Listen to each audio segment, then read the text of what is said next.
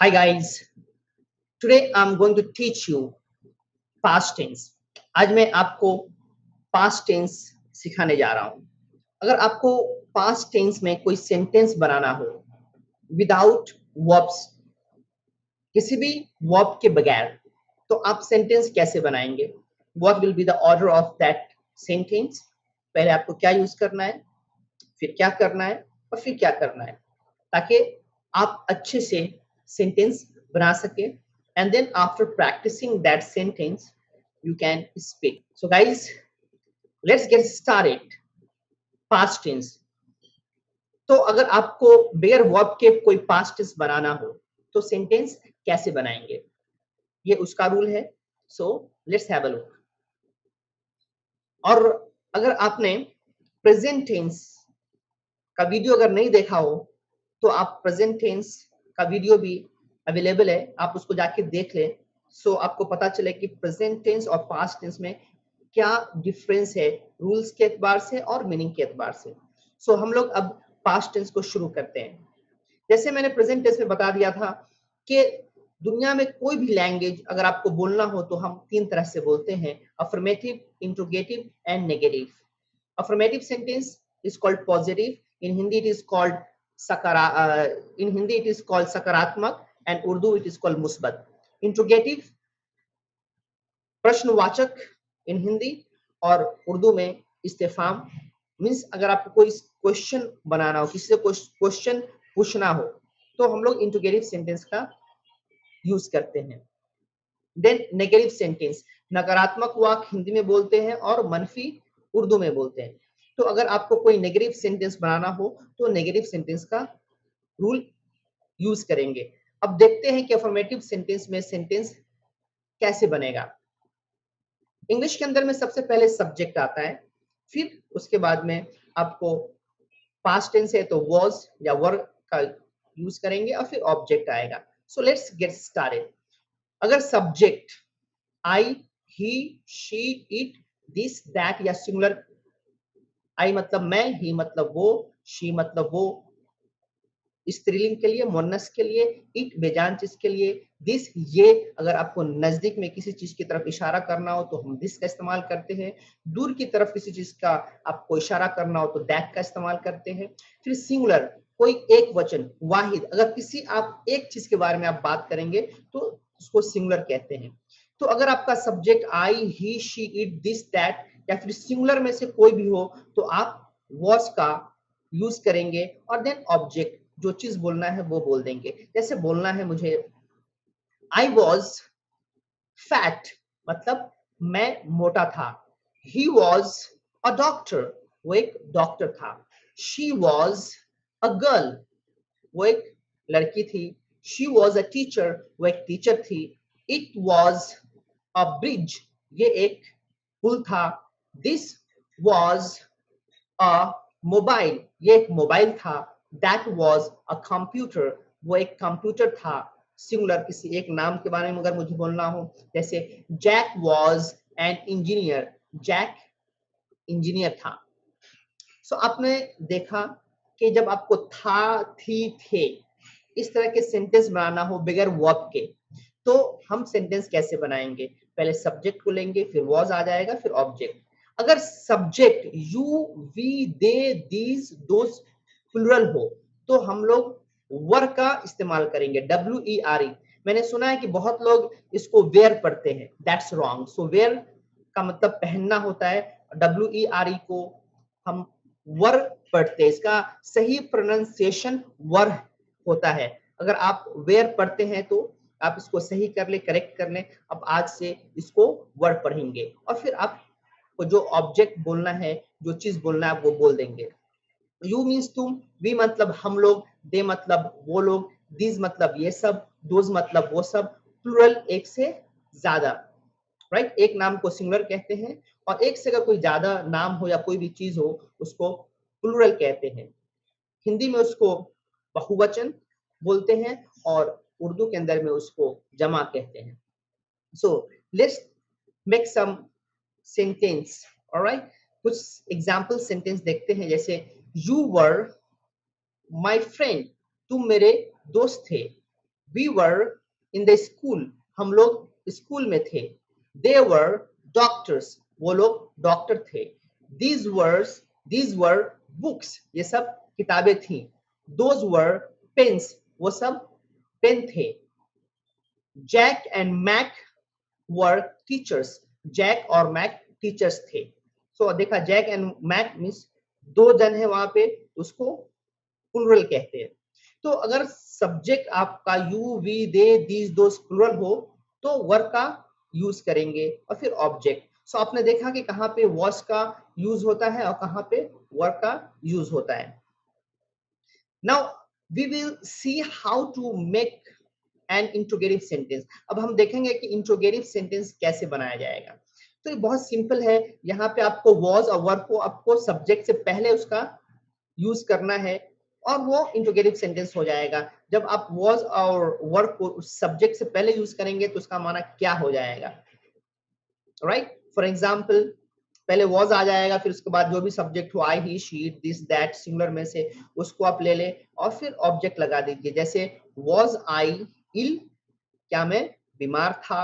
Was he a doctor, क्या वो doctor था. वॉज शी अ टीचर, क्या वो टीचर थी. वॉज इट कोल्ड, क्या ये ठंडा था. वॉज दिस अ बुक, क्या ये किताब थी. वॉज दैट अ पेन, क्या वो पेन था. वॉज राम अ डॉक्टर, क्या राम डॉक्टर था. So this was example. इसी तरह से अगर subject you we they these those plural होगा तो उसके साथ में वर्ड लगता है, लेकिन वर्ड अब इंट्रोगेटिव सेंटेंस के अंदर में सब्जेक्ट से पहले आ जाएगा, राइट. सब्जेक्ट से पहले आएगा.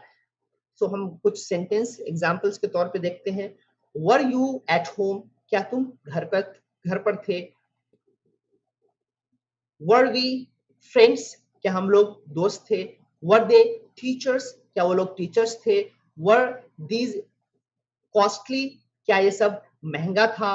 वर दोज चीप, क्या वो सब सस्ता था. वर राज एंड शम्मी फ्रेंड्स, क्या राज और शम्मी फ्रेंड्स थे. तो ये है एग्जाम्पल इंट्रोगेटिव का, right. I hope you have understood it. Now अब देखते हैं हम लोग नेगेटिव में. जब आपको नहीं बोलना है, नेगेटिव में सेंटेंस कैसे बनेगा. वेरी सिंपल, वॉज नॉट और वर नॉट हो जाएगा. तो अगर subject I he she it this that और सिंगुलर हो तो उसके साथ में हम लोग वॉज नॉट का यूज करेंगे और फिर ऑब्जेक्ट आएगा. अगर subject you we they these those plural होगा तो हम लोग वर नॉट का यूज करेंगे और फिर ऑब्जेक्ट आ जाएगा.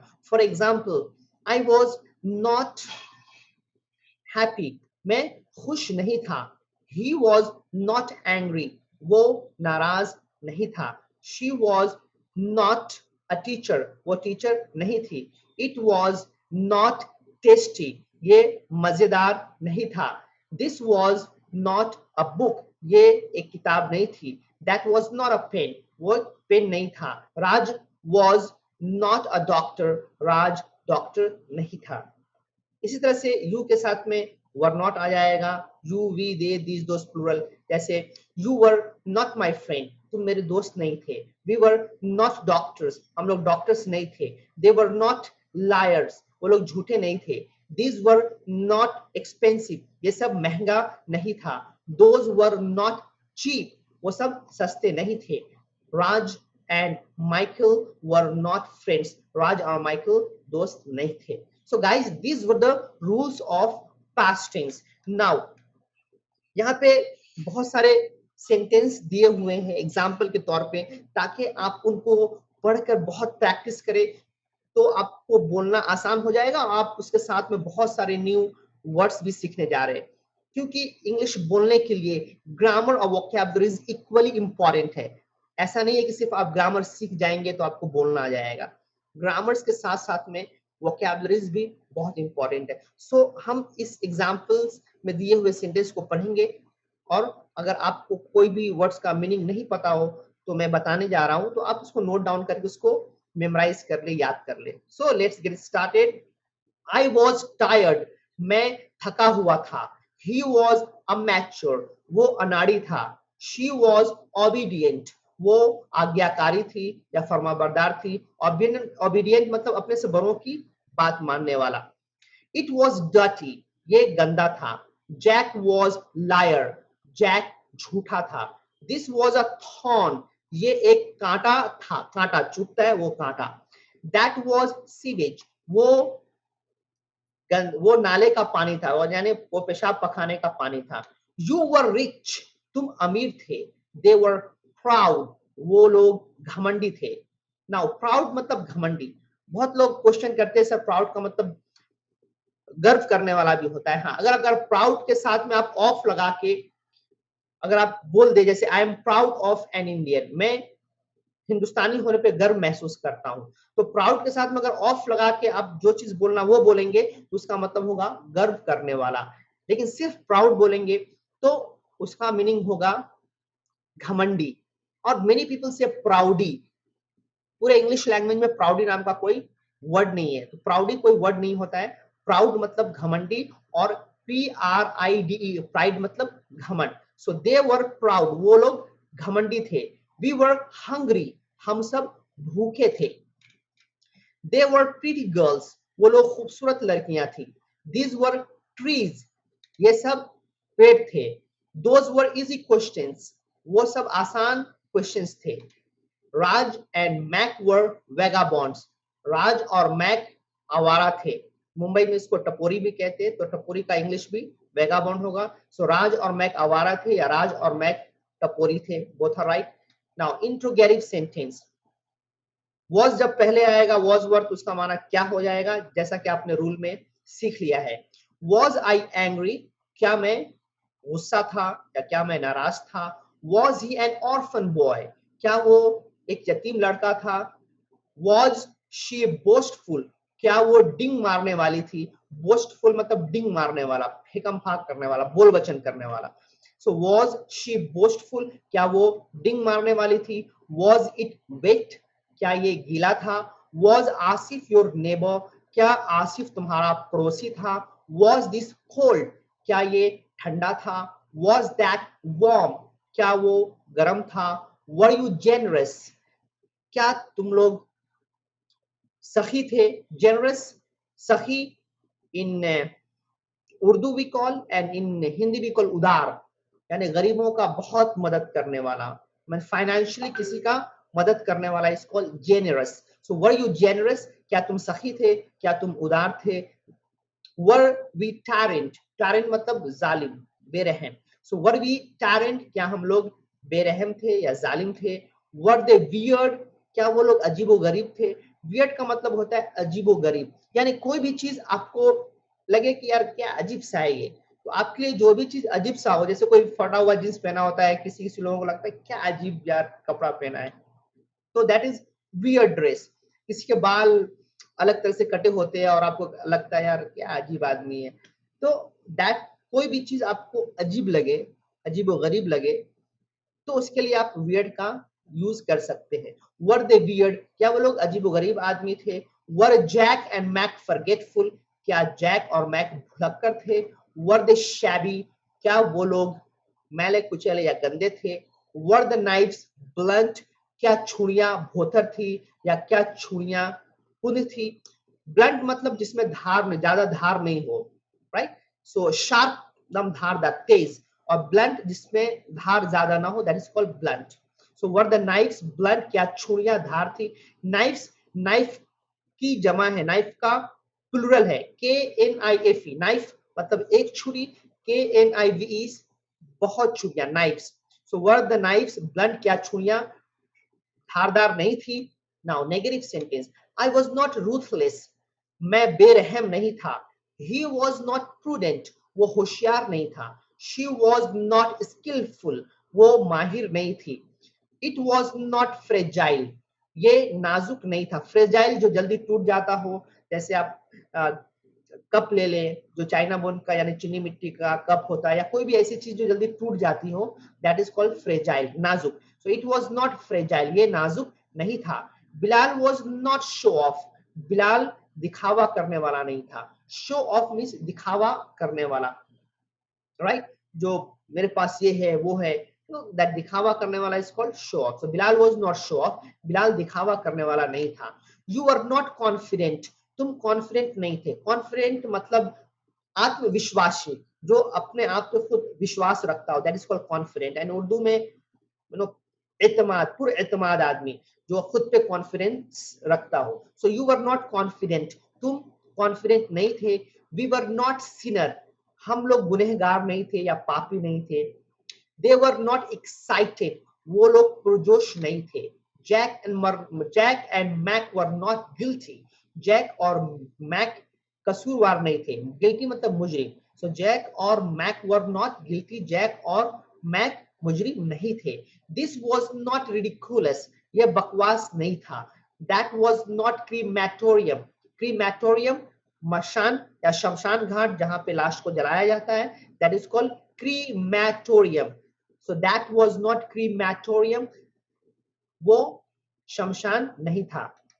नाउ क्वेश्चन एंड आंसर, हम लोग अब क्वेश्चन एंड आंसर देखेंगे कि कैसे आप किसी से सवाल पूछ सकते हो और कैसे आप उसका आंसर यानी जवाब दे सकते हैं। वॉज ही अ पोएट, क्या वो एक पोएट था? Yes he was a poet, हाँ वो एक पोएट था। वर दे ड्रंकर्ड, क्या वो लोग शराबी थे? No they were not drunkard, नहीं वो लोग शराबी नहीं थे। व्हाट वॉज देयर, वहां क्या था? देयर वॉज अ फंक्शन, वहां एक फंक्शन था। Were you where were you yesterday, तुम कल कहाँ थे? I was in my office, मैं अपने ऑफिस में था। हु वॉज विथ यू, तुम्हारे साथ कौन था? My colleagues were with me, मेरे कॉलीग्स मेरे साथ थे। कॉलीग्स मतलब होता है जो आपके साथ में काम करते हो, जो काम के साथी, उनको कॉलीग्स कहते हैं। सो my colleagues were with me, मेरे कॉलीग्स मेरे साथ थे। When was your holiday, तुम्हारी छुट्टी कब थी? My holiday was on Sunday, मेरी छुट्टी संडे को थी। How was the program, programme कैसा था? It was wonderful, ये बहुत अच्छा था।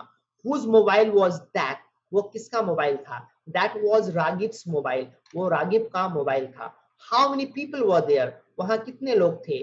There were approximately 100 people, approximately मतलब तकरीबन या लगभग। So there were approximately 100 people, वहां लगभग लगभग 100 लोग थे। How much milk was there, वहां कितना दूध था? There were 2 liters, वहां तकरीबन there were 2 liters, वहां 2 लीटर दूध था। Okay, so milk is liquid, so liquid का कोई भी singular plural नहीं होता है। यहाँ पे liters because of 2 is there, so we are counting liter, so there were 2 liters milk, so 2 liter milk था। Now memorize the following questions, right?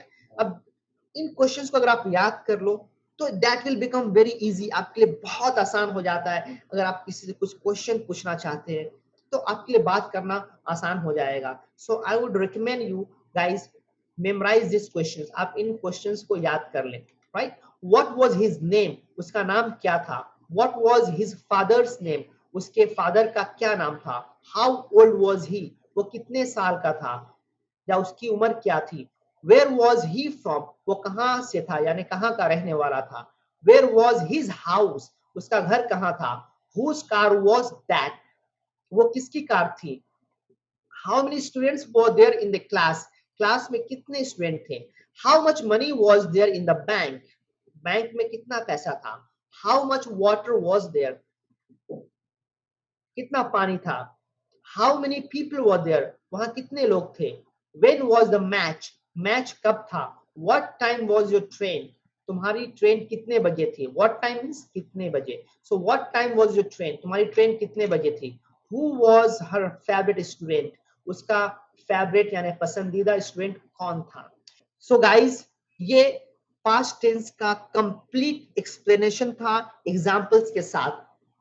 I hope आपको ये रूल्स समझ में आ गया होगा। आप इस रूल्स को याद कर ले, इस वीडियो को बार बार देखिए ताकि आपको अच्छी तरह से समझ में आ जाए और इन एग्जाम्पल सेंटेंस को आप बार बार रिपीट कीजिए, सुनिए, पढ़िए और याद कर लीजिए। So it will give you a great help in order to speak English, आपको इंग्लिश बोलने में इससे बहुत मदद मिलेगी।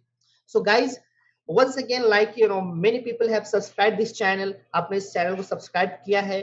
अगर नहीं किया है तो आप सब्सक्राइब कर लीजिए और जो बेल आइकन है उसको हिट कीजिए ताकि आपको रेगुलर नोटिफिकेशन मिलता रहे। अगर मैं कोई नया वीडियो बनाता हूं तो आप तक उस वीडियो का नोटिफिकेशन पहुंचेगा, फिर आप उस वीडियो को देख के आप उससे बहुत ही फायदा उठा सकते हैं। और बहुत लोगों ने सब्सक्राइब तो किया है लेकिन बेल आइकन को हिट नहीं किया, जिसकी वजह से आपको इस वीडियो का या मेरे किसी भी वीडियो का नोटिफिकेशन आप तक नहीं पहुंच पाता है। तो आप भी बेल को हिट करके आप नोटिफाई कर ले ताकि आपको रेगुलर नोटिफिकेशन मिलता रहे। और अगर आपको कोई आपका कोई सजेशन है कि मैं किसी पर्टिकुलर टॉपिक पे वीडियो बनाऊं, तो आप जरूर शेयर कीजिए, अपने कमेंट्स शेयर कीजिए और आप खुद भी इस चैनल को देखिए और दूसरों तक भी आप इस वीडियो को शेयर कीजिए ताकि दूसरे लोग भी इस वीडियो से फायदा उठा सके। So guys, once again thank you very much for watching this video.